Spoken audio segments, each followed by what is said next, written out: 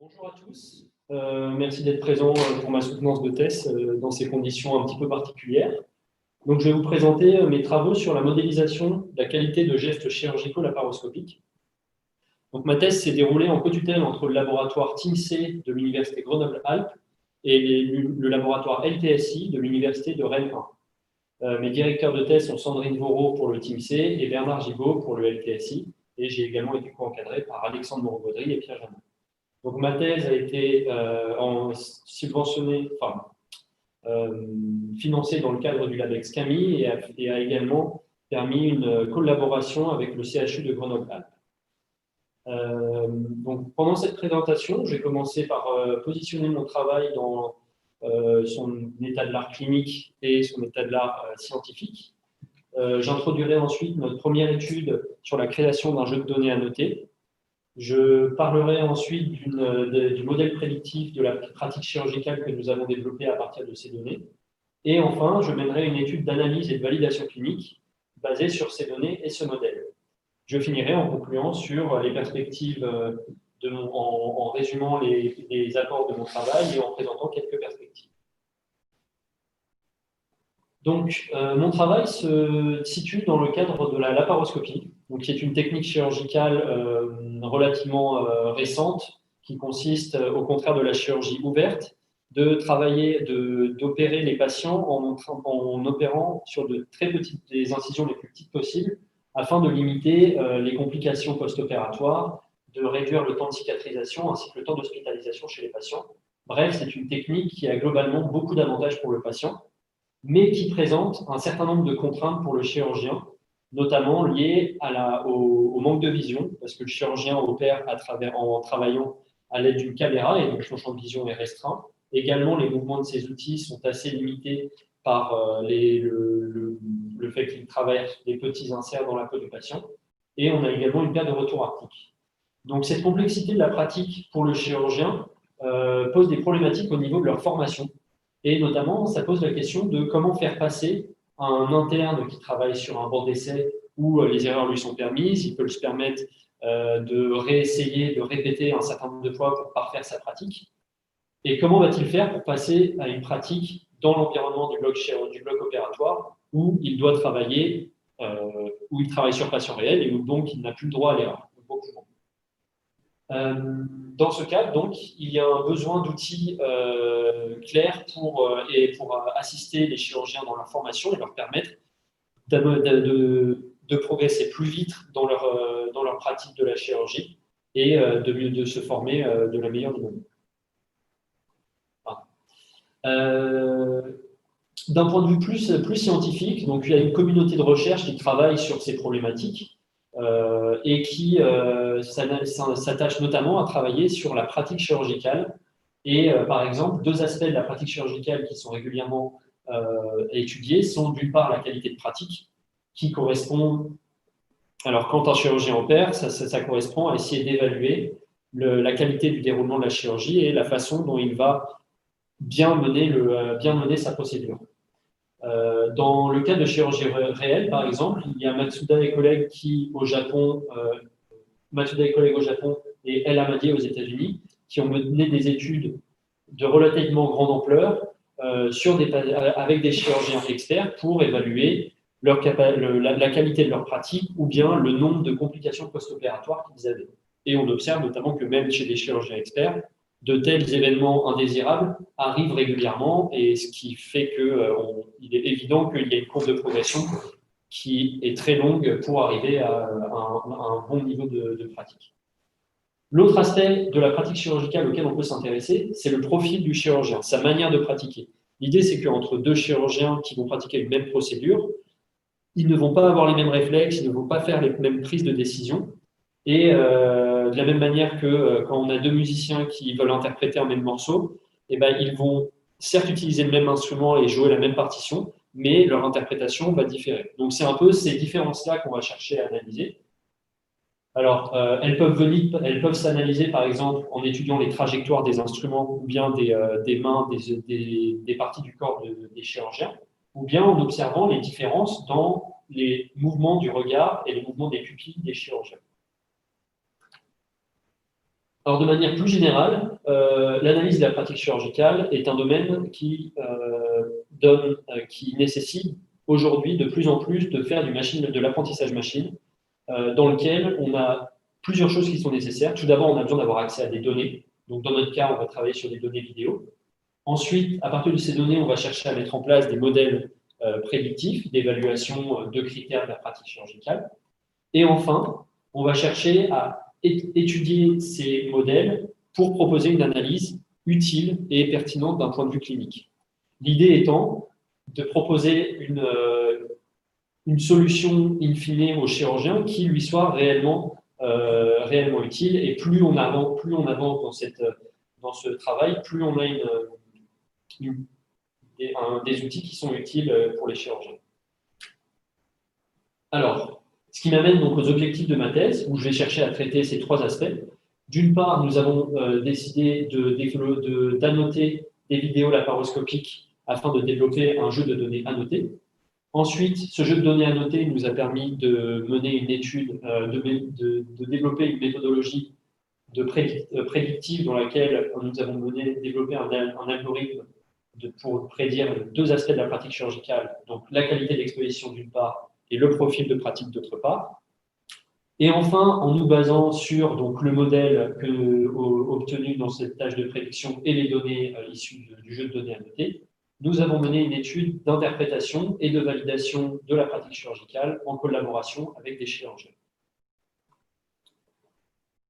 Donc, je vais commencer par vous présenter la méthodologie d'annotation du jeu de données que nous avons mené au début de ma thèse. Donc, cette annotation s'est faite en travaillant sur la technique clinique chirurgicale appelée gastrectomie longitudinale, aussi gastrectomie en anglais.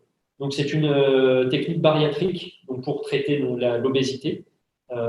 Et c'est actuellement, donc la chirurgie bariatrique est le seul traitement viable au traitement classique alliant une approche diététique à une approche comportementale, parce que ces deux approches sont les seules qui permettent une perte de poids considérable et durable chez les patients.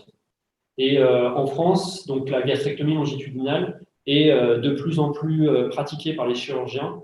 Le nombre de chirurgies a été multiplié par 20 entre 2006 et 2013, ce qui est énorme, parce que c'est une opération qui est relativement simple pour un expert et qui a peu de complications tout en induisant une perte de poids assez importante. Donc, comment se déroule cette chirurgie? L'idée est qu'on va opérer l'estomac du patient en venant tout d'abord le disséquer, c'est-à-dire séparer cet estomac de tous les tissus qui l'entourent, notamment les tissus adipeux. On travaille sur des personnes obèses. Et dans une deuxième phase, on va venir resséquer le corps de l'estomac, c'est-à-dire qu'en fait, on va transformer la poche de l'estomac en un tube. Donc, on va réduire drastiquement son volume, ce qui fait que le patient pourra moins manger et donc va perdre beaucoup de poids. Dans ma thèse, je me suis uniquement intéressé à l'étape de dissection, parce que le bon déroulement de cette étape a un impact fort sur le bon déroulement global de la chirurgie, ce qui a orienté nos travaux. Alors, l'étude clinique que nous avons menée s'est faite en collaboration avec le docteur Fabien Reich du service de chirurgie digestive du CHU de Grenoble, qui est spécialiste en chirurgie bariatrique. 30 patients ont été opérés par 2 chirurgiens experts de l'hôpital de Grenoble dans le cadre d'un protocole d'études cliniques que nous avons mené avec l'aide du CICIT de Grenoble. Et suite à ces opérations, nous avons enregistré les vidéos correspondant à l'étape de dissection du fondus. Donc le fondus étant la partie supérieure de l'estomac, ce qui nous a donné au final un enregistrement vidéo total pour notre base de données de 4 heures et 10 minutes de vidéo. Donc, nous avons ensuite traité cette annotation. Alors, pourquoi avons-nous mené une annotation? Comme je l'ai dit, nous travaillons sur des algorithmes d'apprentissage. Et donc, quand on parle d'algorithmes d'apprentissage dans notre domaine, ça veut dire qu'on a besoin de données. Et du plus de données possible pour pouvoir avoir un apprentissage qui donne des résultats de bonne qualité. Le problème, c'est que dans le domaine de recherche de la chirurgie laparoscopique, on a des données très complexes avec une forte variabilité due aux différences entre les procédures, à la pratique des différents chirurgiens et surtout à la variabilité des patients qui ont une anatomie très variable.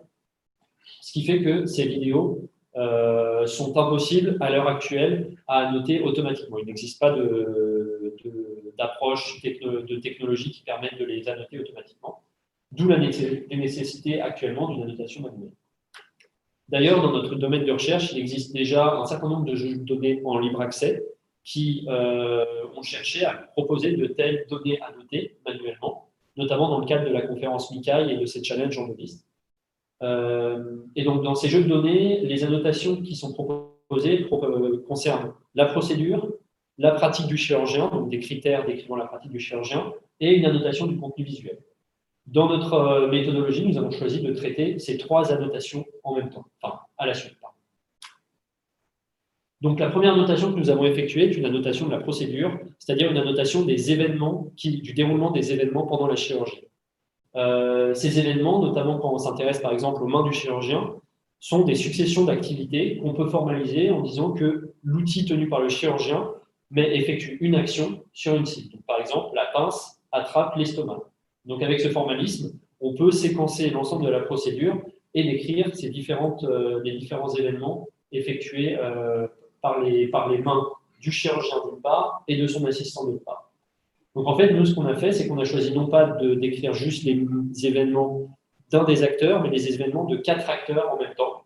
Donc, les deux mains du chirurgien et les deux mains de l'assistant, ce qui nous donne une description relativement précise du déroulement chirurgical. Et cette annotation a été menée en collaboration entre un scientifique et un chirurgien expert, la présence de l'expert étant garante de la précision et du peu d'erreurs qui ont été faites dans l'annotation. En termes de résultats, donc en fait, cette annotation nous a permis d'observer, pour se donner un peu une idée de comment se déroule une telle procédure, c'est que en fait, le déroulement de la chirurgie est porté par la main droite du chirurgien qui effectue les actions les actions essentielles. Donc dans notre cas, la dissection, vraiment le fait de séparer l'estomac des tissus qui l'entourent. Les autres mains du chirurgien et de l'assistant sont là pour organiser l'espace chirurgical et faciliter l'accès des outils à la cible du chirurgien, ainsi que de permettre d'avoir une bonne vision de l'espace chirurgical. Donc, ce qui m'amène à la deuxième annotation que nous avons menée, qui est une annotation de la pratique chirurgicale, pour laquelle donc, le premier aspect que nous avons modélisé est la qualité d'exposition. Donc, la qualité d'exposition est une notion qui décrit en fait le fait, comme je l'ai dit juste avant, de préparer l'espace chirurgical afin que les actions effectuées par le chirurgien soient les plus simples et les moins risquées possibles. Ce qui implique donc de bien placer les différents organes pour pouvoir, d'une part, avoir une bonne vision et d'autre part, pouvoir accéder facilement donc, à la cible chirurgicale, qui ici est la grande courbure, donc la grande courbure de l'estomac. Voilà, donc l'idée, c'est de venir cibler facilement cette cible chirurgicale. Alors ici, vous avez deux exemples de situations. J'espère que vous voyez bien sur le stream, où d'une part, vous avez une image d'une bonne exposition et à droite d'une mauvaise exposition. Donc, dans le cadre d'une bonne exposition, en fait, on voit apparaître l'outil qui cherche à accéder à la cible chirurgicale et qui est bien séparé de l'estomac sur la gauche, l'outil n'étant pas dérangé par les tissus adipeux, alors que sur le cas d'une mauvaise exposition, on voit que l'outil est à moitié caché par l'organe, par l'estomac, et en plus est gêné pour accéder à la cible chirurgicale. Et on a également des tissus adipeux qui se baladent un peu partout dans l'image, donc l'image est beaucoup plus chaotique, moins claire. Donc pour donner un peu une idée de ce que ça donne. Le deuxième aspect que nous avons choisi d'annoter est le profil de pratique. Alors comme je l'ai dit précédemment, l'idée c'est d'essayer de déterminer quelles sont les distinctions entre les différents chirurgiens.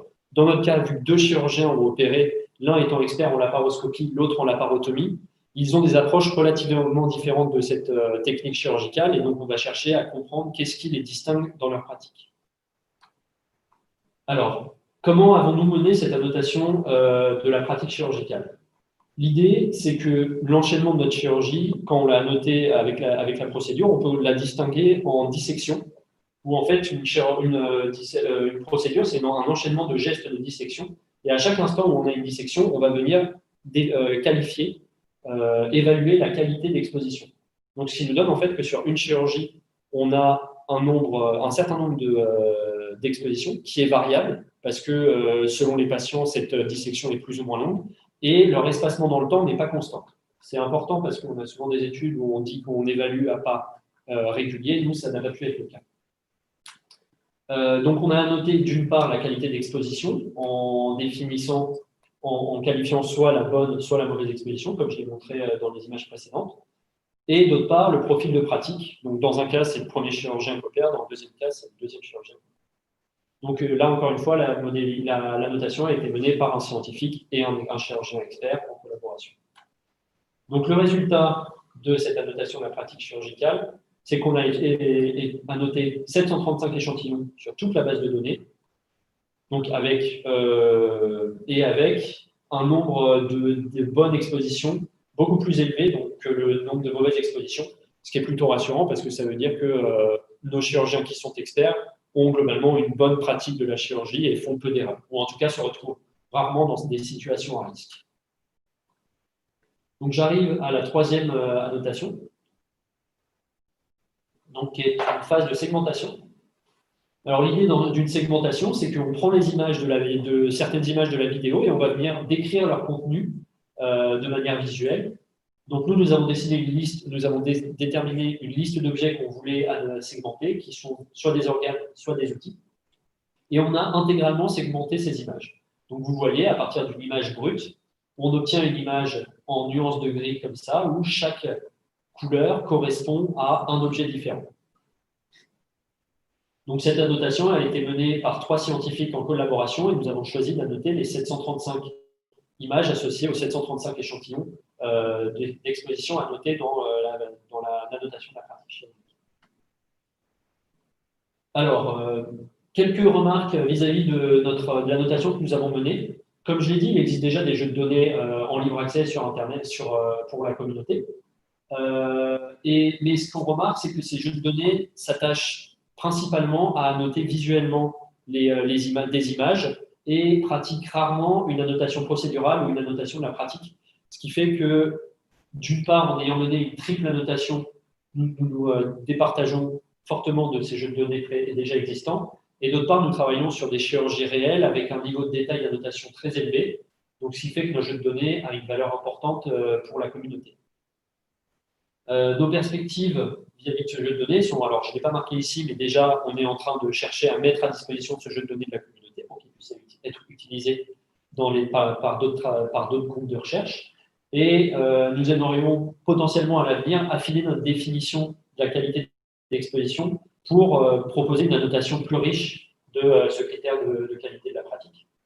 Et enfin, dans notre segmentation, ce qui nous a un peu manqué, c'est qu'on a annoté une image par échantillon, ce qui fait qu'on ne décrit absolument pas la dimension temporelle de l'évolution de la vidéo.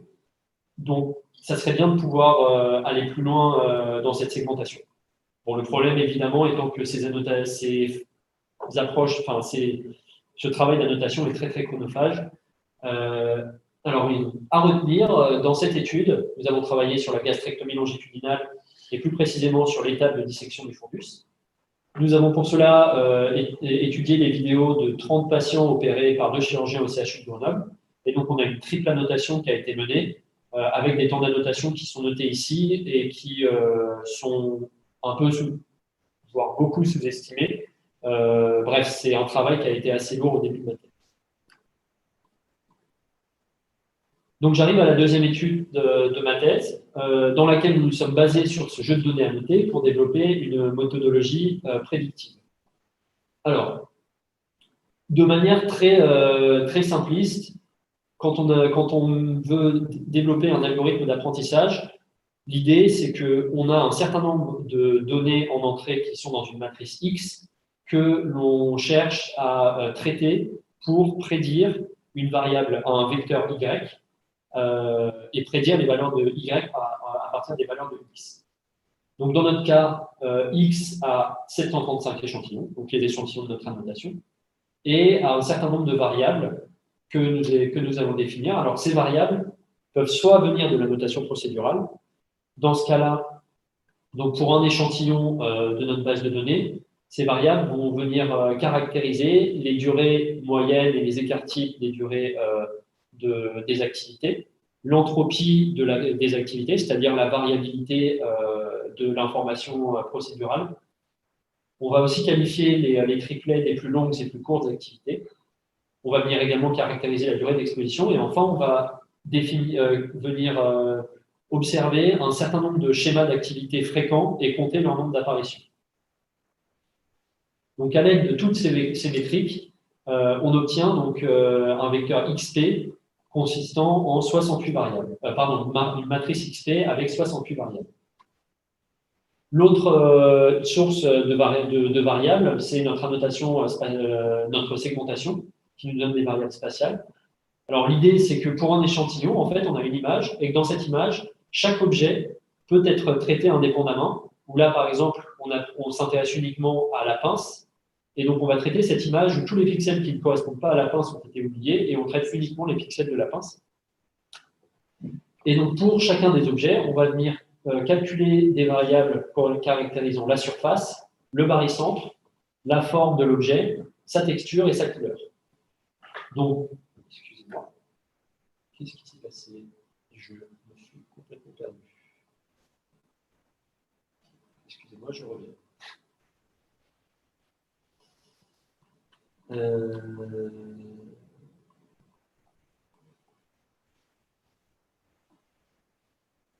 Voilà, j'en étais là.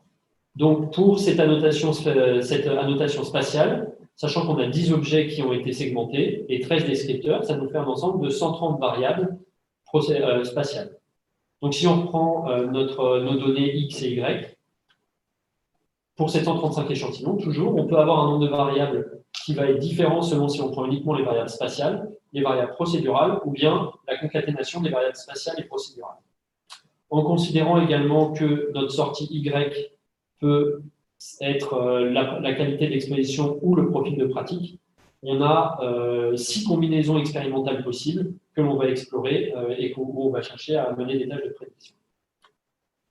Alors, quel est l'algorithme prédictif que nous avons mis en place? Cet algorithme consiste, à partir des données X, à venir mener un pré-traitement suivi d'une réduction de dimension et enfin d'un algorithme prédictif pour obtenir nos variables Y.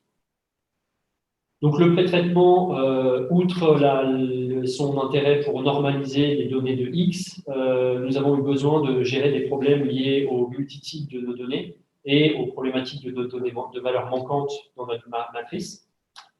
Une fois ces données pré-traitées, nous avons fait une réduction de dimension pour sélectionner les variables les plus pertinentes. Pour cela, nous avons développé un algorithme d'Alamy. Nous avons mis en place une analyse linéaire discriminante. Donc, c'est une version supervisée de la décomposition en composantes principales, où l'idée est de venir observer la variable Y et de regarder quelles sont les variables de X qui sont les plus discriminantes.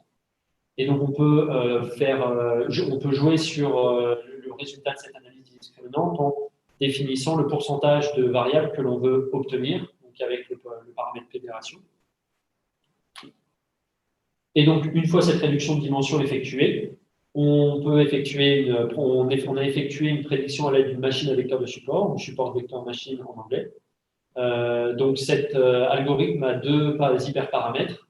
D'une part, C qui vient caractériser le pouvoir punitif de sa fonction de coût, et gamma qui définit le niveau de non-linéarité du SVM. Et donc, l'idée, c'est que avec ces trois hyperparamètres, fédération, C et gamma, on va chercher à venir trouver la meilleure combinaison de ces paramètres, c'est-à-dire celle qui donne les meilleures performances. Donc, cette sélection et cette recherche de la meilleure combinaison, c'est ce qu'on appelle l'optimisation. Et pour moi, c'est une des tâches clés quand on mène une approche d'apprentissage, parce que c'est là où on va gérer toutes les problématiques liées à nos données, telles que les biais de surapprentissage, le faible nombre d'échantillons, ou bien dans notre cas, le fait que notre variable Y exposition, enfin, la qualité d'exposition, avait un gros déséquilibre entre les valeurs de mauvaise exposition et de bonne exposition. Et donc, on a proposé un certain nombre d'éléments de réponse que je décris plus précisément dans mon manuscrit. Donc, une fois qu'on a obtenu notre modèle prédictif qui donne les meilleurs résultats, voilà les résultats de prédiction qu'on obtient, avec en haut la prédiction de la qualité d'exposition et en bas la prédiction du profil de pratique. Et à chaque fois, donc on a mis en entrée comme valeur X, comme matrice X, la matrice avec les variables spatiales plus procédurales, spatiales ou procédurales.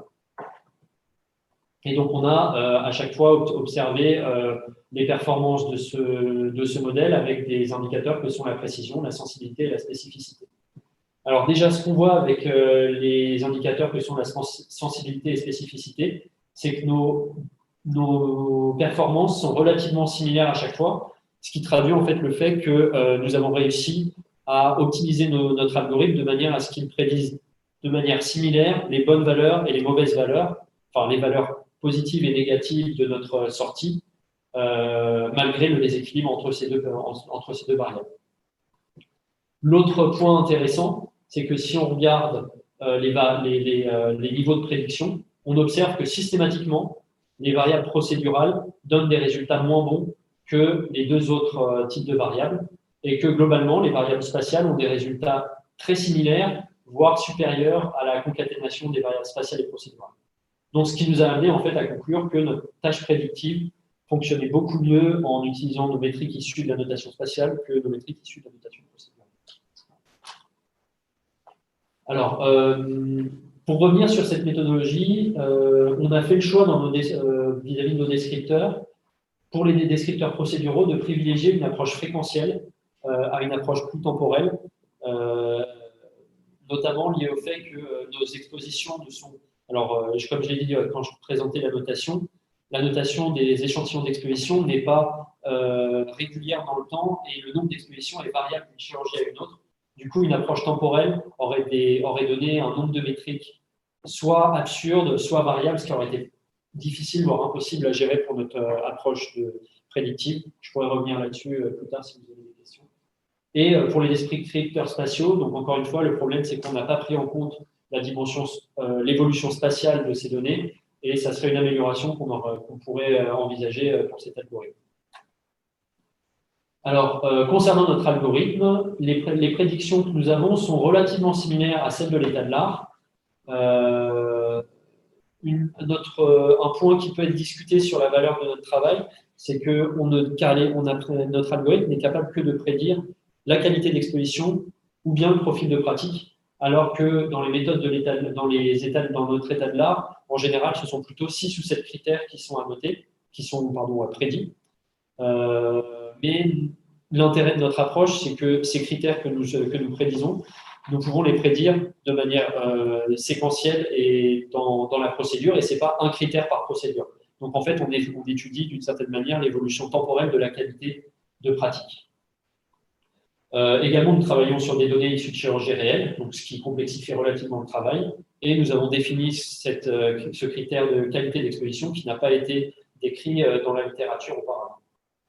J'insiste sur le fait que nous avons observé une prédominance de la prédiction à partir des données spatiales comparée aux données procédurales. Donc, en résumé, on a mis en place une approche prédictive de la qualité d'exposition et du profil de pratique à l'aide d'un algorithme consistant en une réduction de dimension et une prédiction. Ensuite, nous avons développé un environnement d'optimisation pour sélectionner le meilleur modèle, ce qui nous a permis d'obtenir des performances plus intéressantes avec les descripteurs spatiaux qu'avec les descripteurs procéduraux. Et nous obtenons des performances équivalentes à l'état de l'art sur un cas d'étude relativement complexe. Donc, ce qui m'amène à la troisième étude de ma thèse, dans laquelle nous avons travaillé à partir de nos données et du modèle pour analyser et valider cliniquement les relations issues de notre modèle prédictif. Donc ici, les données d'entrée que nous avons utilisées sont uniquement issues des variables spatiales. L'autre partie des variables sont complètement oubliées, nous travaillons uniquement sur celles-ci. Un petit rappel, ces variables peuvent être représentées comme un couple objet, donc par exemple l'estomac et descripteur, sa surface. Chacun des variables peut être caractérisé comme ceci. Et expérimentalement, nous avons cherché à répondre à deux questions que sont qu'est-ce qui caractérise la qualité d'exposition pour les deux chirurgiens, et la deuxième question, que caractérise le profil de pratique des chirurgiens indépendamment de la qualité d'exposition. Donc, pour répondre à ces deux questions, nous avons mis en place une méthodologie dans laquelle nos données XY ont été utilisées dans une approche de permutation de valeurs qui nous a permis d'obtenir un vecteur d'importance des variables. Les résultats issus de ce vecteur d'importance, ont été traduits sous forme d'énoncés avec l'objectif de proposer des énoncés qui soient cliniquement pertinents et intelligibles pour les chirurgiens. Donc l'idée, c'est de traduire des résultats algorithmiques sous une forme clinique. Puis, en travaillant à nouveau à partir de nos données et afin d'illustrer nos énoncés, nous avons extrait des clips vidéo. Et la combinaison de ces énoncés et des clips vidéo associés nous a permis de constituer un questionnaire que nous avons soumis à des chirurgiens afin de proposer une évaluation clinique de notre approche. Donc, dans la suite de ma présentation, je vais vous présenter les étapes de permutation, d'extraction et la construction du questionnaire. Je passerai sur l'étape de traduction que vous pourrez retrouver dans mon manuscrit. Donc, la permutation de valeurs a pour objectif d'évaluer et de hiérarchiser les variables de notre matrice par ordre d'importance en termes de pouvoir prédictif. L'idée étant qu'on prend chacune de nos variables et on va venir mélanger les valeurs correspondant à cette variable et observer comment ce mélange, donc comme cet aléatoire qu'on introduit, va venir modifier, réduire la prédiction, la qualité de prédiction. Et en fait, plus le mélange d'une variable a un impact fort sur la prédiction, plus cette variable est importante. Donc c'est comme ça qu'on est venu récupérer le vecteur IV, donc le vecteur avec les valeurs d'importance des variables, ce qui nous a permis expérimentalement de sélectionner l'objet qui, en moyenne, est le plus important, et pour cet objet, quel était son descripteur le plus important. Ce qui nous donne des résultats en réponse à la question que caractérise la qualité d'exposition pour les deux chirurgiens. La réponse, c'est qu'on a obtenu que c'était l'ARAT et le descripteur de texture de l'ARAT qui permettait de décrire de manière la plus pertinente, de répondre de manière la plus pertinente à cette question. Alors, j'arrive maintenant à l'étape d'extraction, c'est-à-dire qu'une fois qu'on a récupéré un énoncé, on va essayer de caractériser cet énoncé à l'aide de clips vidéo. L'objectif étant de proposer un support vidéo qui vienne illustrer l'énoncé. Et donc, pour chaque énoncé, on a extrait deux vidéos, une pour la variable y égale 0 et l'autre pour la variable y égale 1. Pour cela, on a effectué une présélection automatique de 5 échantillons pour les deux valeurs de y. On a extrait un clip vidéo de 10 secondes pour chacun de ces échantillons. Et manuellement, un opérateur est venu sélectionner les deux clips finaux à présenter avec l'énoncé. L'idée étant que cette sélection manuelle s'est faite en observant un énoncé et en essayant d'imaginer quels étaient les échantillons vidéo qui le caractérisaient le mieux.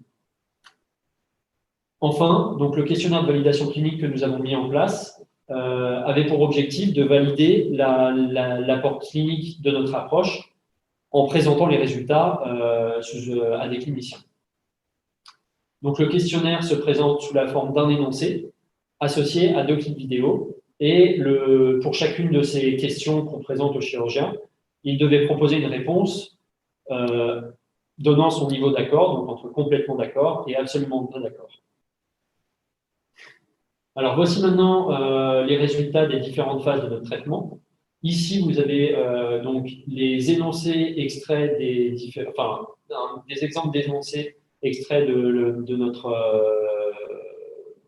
la traduction des résultats d'importance, des variables. Et donc, on a, par exemple, pour la rate, on a comme énoncé qu'afin d'optimiser l'exposition dans la scène chirurgicale, il est très important de bien gérer la rate. Et le pendant de cet énoncé, c'est prêter attention à la texture de la rate et beaucoup à évaluer la qualité d'exposition. Et on a la même chose donc, pour la deuxième question qui correspondait les différences entre les profils de pratique des chirurgiens. Donc la différence de pratique entre les deux chirurgiens de l'étude est surtout visible dans la façon de gérer l'estomac.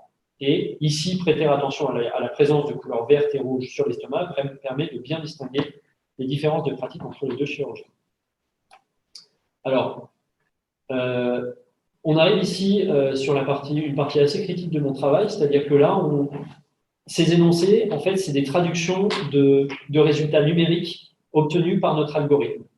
Et donc, en essayant de les traduire sous une forme clinique, qui a un sens clinique, on se retrouve avec quelque chose qui est peu compréhensible, voire aberrant. L'idée étant de faire de soumettre ses résultats au clinicien pour que lui, justement, qui a autorité dans ce domaine, donne son avis et nous permette de valider notre approche.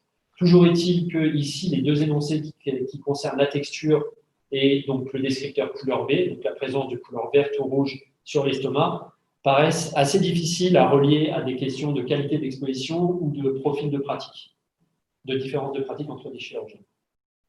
Mais le fait est que ce sont des résultats qui viennent d'un support algorithmique, donc c'est compréhensible que ces résultats soient peu compréhensibles.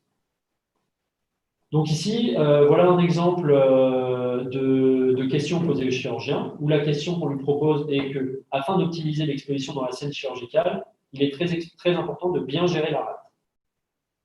Alors ici, on voit dans l'image de droite un échantillon de vidéo correspondant à une bonne exposition, et à gauche, à une mauvaise exposition. Donc ces échantillons qui durent une dizaine de secondes nous montrent dans l'image de droite, sur la partie en bas à gauche, on voit l'estomac, et ici, on voit la rate. Sur l'échantillon de gauche, qui est relativement difficile à visualiser, on peut deviner au fond apparaître la rate, et tout autour, on a à gauche l'estomac et à droite le tissu adipeux. Alors, le problème ici, c'est que même si la rate apparaît dans les deux échantillons, la rate n'est pas directement traitée par le chirurgien dans cette opération, et donc se demander si la qualité d'exposition est vraiment liée à la rate, en fait, c'est un peu limite en termes d'interprétation clinique, et ça pose question quand on est chirurgien. Pour un deuxième exemple, donc, qui est que quand la différence de pratique entre les deux chirurgiens est surtout visible dans la façon de gérer l'estomac. Donc ici, on a le premier chirurgien à gauche et le deuxième chirurgien à droite. Alors, à gauche, l'estomac apparaît sur cette partie-là. À droite, il apparaît plutôt sur la partie droite. Et alors là, ce qu'on voit apparaître dans ces deux échantillons, c'est qu'en fait, c'est difficile de comparer la pratique des deux chirurgiens parce que les deux échantillons vidéo qui sont proposés ne correspondent pas vraiment exactement à la même phase de la chirurgie. C'est-à-dire qu'on est beaucoup plus avancé dans cette vidéo-là que dans cette vidéo-là. Donc en fait, ça pose une question de capacité, du niveau de détail dans la description des vidéos, dans la description de la procédure auquel on est capable d'accéder. Donc voici le résultat de la soumission du questionnaire au chirurgien. Donc pour rappel, les réponses qui ont été proposées sont représentées donc complètement d'accord par plus et absolument pas d'accord par moins, et le haut correspond à sans avis. Donc deux cliniciens ont répondu à notre questionnaire, un chirurgien expert et un interne senior, et le questionnaire correspondait donc 11 énoncés associés à des clips vidéo. Alors le premier résultat qui est plutôt satisfaisant pour nous, et qui nous a été confirmé dans les entretiens qu'on suivit avec les cliniciens, c'est qu'ils trouvaient notre approche très intéressante et qu'ils n'ont pas répondu au hasard ou de manière complètement désintéressée à notre travail. Donc, et ils étaient relativement enthousiastes vis-à-vis de ce qu'on proposait. Ce qui est moins positif, c'est qu'on voit que les deux chirurgiens sont souvent en désaccord fort avec nos résultats. Donc, ce qui montre que le lien entre la prédiction de notre algorithme et la qualité des énoncés, la qualité clinique des énoncés, leur pertinence, n'est pas encore optimale. Mais cela dit, quand on voit que les deux chirurgiens entre eux ne sont eux-mêmes pas d'accord sur certains énoncés dans les réponses qu'ils donnent, ça permet de relativiser, d'autant plus que ces deux chirurgiens travaillent au service de chirurgie digestive de Grenoble et que l'expert a enseigné à l'interne. Donc, ça veut dire que deux personnes qui ont des profils de pratique similaires, relativement proches, ont quand même des différences assez fortes. Donc, pour conclure, dans cette approche, nous avons proposé une méthodologie de validation de la pertinence de notre méthodologie. Alors, je reprends.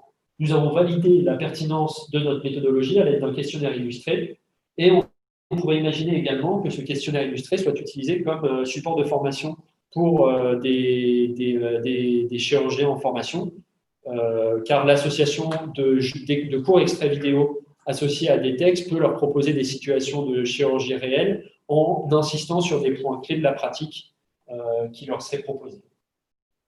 Néanmoins, cette pratique étant très novatrice, je n'ai pas vu d'équivalent dans les travaux de la communauté, il y a un certain nombre de questionnements qui sont envisageables pour aller plus loin et pour l'améliorer. On pourrait se poser la question du lien entre le niveau de prédiction de notre algorithme et puis la pertinence clinique des données. Est-ce que si on améliorait les résultats de notre algorithme, les énoncés qu'on proposerait aux chirurgiens seraient plus pertinents cliniquement?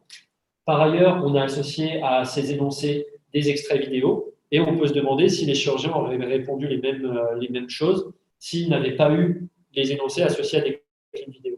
Et donc, la question qui suit et qui va avec, c'est si on avait proposé d'autres extraits vidéo, est-ce que les chirurgiens auraient répondu de la même manière? À mon avis, non, parce que les énoncés en eux-mêmes manquent de praticité, ne sont pas assez réalistes. Et c'est très intéressant de les associer à des clips vidéo qui rendent beaucoup plus factuelles les situations présentées aux chirurgiens. Donc, en résumé, dans cette étude, nous avons proposé une méthode semi-automatique proposant des interprétations cliniques. Nous avons pour cela construit un questionnaire constitué d'énoncés cliniques illustrés par des clips vidéo. Et nous avons validé la pertinence de cette méthode en faisant appel à des chirurgiens. Donc, j'en arrive à la conclusion de cette présentation. Alors, quelles sont mes contributions dans le cadre de ma thèse? Alors, je n'ai pas présenté cette contribution dans ma soutenance, mais elle est présente au début de mon manuscrit. J'ai mené un état de l'art centré sur la notion de pratique chirurgicale et la manière dont les études de mon domaine de recherche s'articulaient autour de cette notion et essayer de l'interpréter cliniquement. J'ai créé une base de données et je suis en train de la mettre à disposition de la communauté. Voilà, donc une base de données consistant en une triple annotation. J'ai, en utilisant ces données, développé un algorithme prédictif de la qualité d'exposition et du profil de pratique du chirurgien. Et enfin, j'ai proposé une approche très novatrice d'interprétation et de validation clinique de ce modèle à l'aide d'un questionnaire illustré soumis à des chirurgiens pour validation. Alors pour conclure, je voudrais apporter quelques éléments de discussion généraux pour des suites potentielles de ma thèse. Tout d'abord, concernant la modélisation de la pratique chirurgicale. Donc, en réfléchissant sur les questions de qu'est-ce que la qualité d'exposition, qu'est-ce que le profil de pratique, je me suis retrouvé en fait à essayer de travailler sur cette cette notion de profil de pratique chirurgicale. Et en fait, on voit que dans la communauté, c'est une notion dont la définition est assez vague et varie beaucoup d'un travail de recherche à un autre. Et je pense qu'il y aurait un gros travail de formalisation donc, qui impliquerait autant des cliniciens que des chercheurs pour arriver à la définir d'une manière plus claire et plus générique. Alors, de manière plus technique vis-à-vis de mon travail, l'algorithme de prédiction que nous avons mis en place a impliqué un certain nombre de choix et il serait intéressant de comparer les résultats que nous avons obtenus à d'autres options, à d'autres alternatives pour pouvoir finalement déterminer quelle est la meilleure option. Parce que juste avoir un résultat seul de prédiction, ce n'est pas un résultat. Il faut pouvoir le comparer à autre chose pour qu'il ait une réelle valeur scientifique.